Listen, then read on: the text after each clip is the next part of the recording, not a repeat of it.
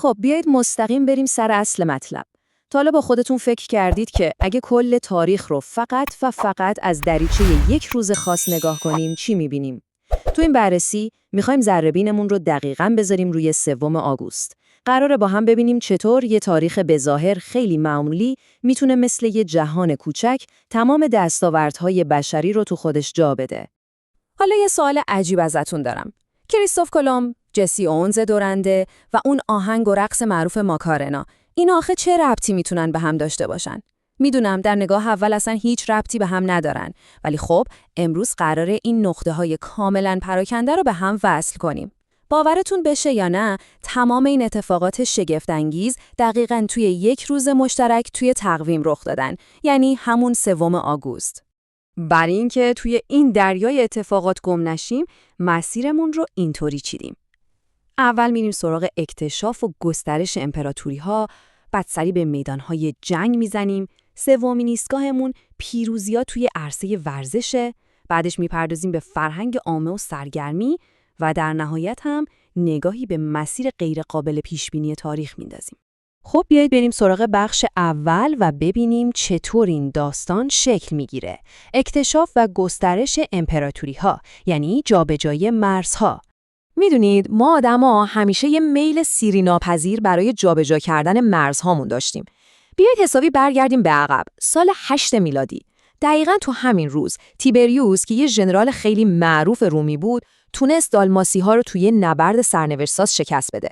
این یکی از اون اولین نمونه‌های ثبت شده است که نشون میده چطور تو این روز خاص امپراتوری‌ها در حال گسترش بودن. حالا چیزی که اینجا واقعاً دیوانه کننده است، مقایسه 2 اتفاقه که با اختلاف بیش از 500 سال از هم رخ دادن. ببینید 3 آگوست 1492 رو تصور کنید. کریستوف کلمب با 3 کشتی چوبی بادیبانی میزنه به دل اقیانوس تا دنیای جدید رو کشف کنه. حالا فست فوروارد کنیم به همون روز تو سال 2004. بشریت فضاپیمای مسنجر رو پرتاب میکنه تا فضا رو بگرده. این تضاد به طرز عجیبی مقیاس خیره کننده پیشرفت ما رو نشون میده، از کشتی‌های چوبی ابتدایی تا سفرهای فضایی. البته این گسترش افق‌ها که فقط با جنگ و تسخیر نبوده. تو 3 آگوست 1804 یه طبیعتشناس بزرگ به اسم الکساندر فون هومبولت اون سفر اکتشافی و علمی 5 سالش به آمریکای لاتین رو تموم کرد. یعنی کنجکاوی یا درک جهان طبیعی هم دقیقاً به همون اندازه بخش بزرگی از داستان ماست. میرسیم به بخش دوم. میدانهای جنگ، تاریک‌ترین انگیزه‌های بشریت. راستش تاریخ همیشه هم پر از نور و پیشرفت نیست. این روز خاص صحنه‌ای برای بعضی از تاریک‌ترین ساعت‌های بشریت هم بوده. چراغ‌ها در سراسر اروپا خاموش می‌شوند. ما دیگر در طول عمر خود روشن شدن آنها را نخواهیم دید. این جملات سنگین رو ادوارد گری، وزیر امور خارجه وقت بریتانیا، تو 3 آگوست 1914 به زبون آورد. کلماتی که دقیقاً قبل از شروع یکی از ویرانگرترین جنگ‌های تاریخ گفته شد و هنوز هم لرزه به تن آدم میندازه. تو همون روز تو سال 1914 اتفاقات مثل مهره‌های دومینو یکی بعد از دیگری فرو ریختن.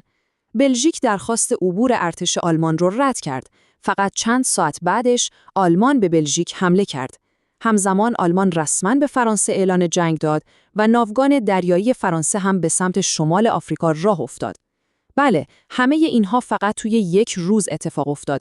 3 آگوست شعله‌های جنگ جهانی اول رو روشن کرد و نقشه دنیا رو برای همیشه تغییر داد. و دقیقاً 30 سال بعد، یعنی 3 آگوست 1944، تو دل جنگ جهانی دوم، فاجعه وحشتناک دیگه‌ای تو همین روز ثبت شد.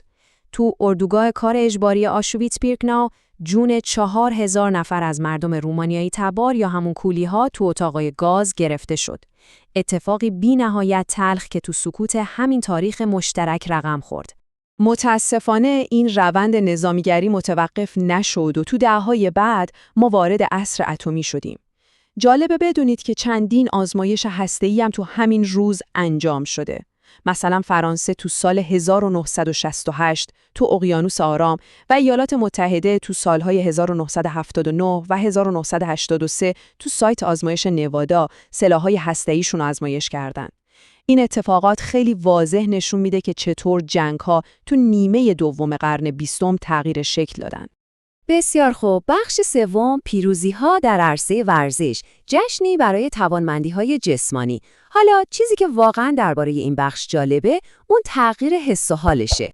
بیایید از اون فضای سنگین و تاریک جنگ فاصله بگیریم و بریم سراغ دنیای پر انرژی ورزش.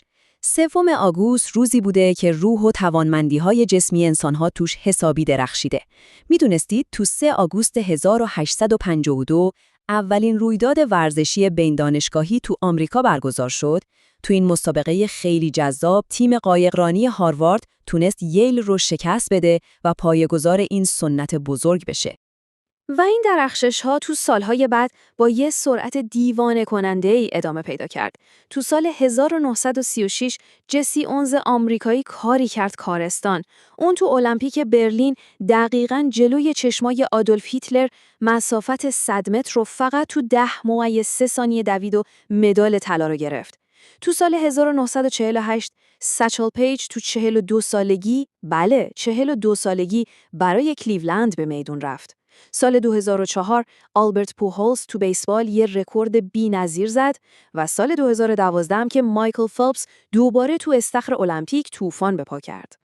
حالا به این عدد خوب دقت کنید. 17. میدونید این یعنی چی؟ این عدد خیره کننده دقیقاً همون تعداد مدال طلای المپیکیه که مایکل فلپس تو 3 آگوست 2012 با پیروزی تو شنای 100 متر پروانه بهش رسید. یه رکورد کاملاً دست نیافتنی تو تاریخ المپیک. نظرتون در مورد این یکی رقم چیه؟ بیش از $220,000. شاید با خودتون بگید خب لابد پول یه ماشین اسپورت خیلی لوکسه. اما نه، این در واقع پولی بود که تو 3 آگوست 2006 توی حراجی پرداخت شد تا توپ بیسبال 715مین هومران تاریخی بری بانز رو بخرن. دیوانه کننده است نه؟ این نشون میده ما آدما چقدر عاشق حفظ کردن تیکه‌هایی از تاریخ ورزشیم. میرسیم به بخش 4، فرهنگ عامه و سرگرمی، شکل دادن به شیوه تفریح ما. خب، وقتی از تاریخ حرف میزنیم که فقط منظورمون جنگ و مرزها نیست. 3 آگوست روی فرهنگ، موسیقی و سینما هم تأثیر فوق‌العاده‌ای داشته.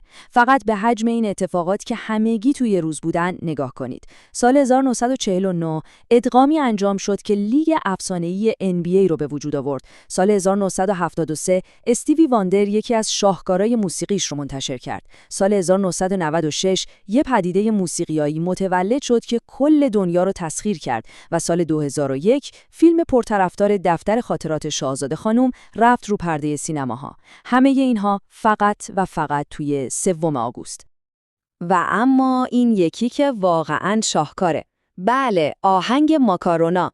همون آهنگی که تو 3 آگوست 1996 صدرنشینی بلامنازع و 14 هفته‌ای خودش رو شروع کرد. بیایم رو راست باشیم. احتمالاً هممون حداقل یه بار اون رقص عجیب و غریبش رو انجام دادیم. این آهنگ با فروش 11 میلیون نسخه تو دنیا یه طوفان واقعی به پا کرد و شبکه VH1 اون رو به عنوان بزرگترین موفقیت یک شبه تو کل تاریخ موسیقی انتخاب کرد. خب، رسیدیم به بخش 5 و آخر، مسیر غیرقابل پیشبینی تاریخ، تار و پود یک روز واحد. وقتی همه این قطعات پازل رو کنار هم میذاریم میبینیم که مسیری که تاریخ طی میکنه واقعاً هیچ وقت یه خط صاف نیست.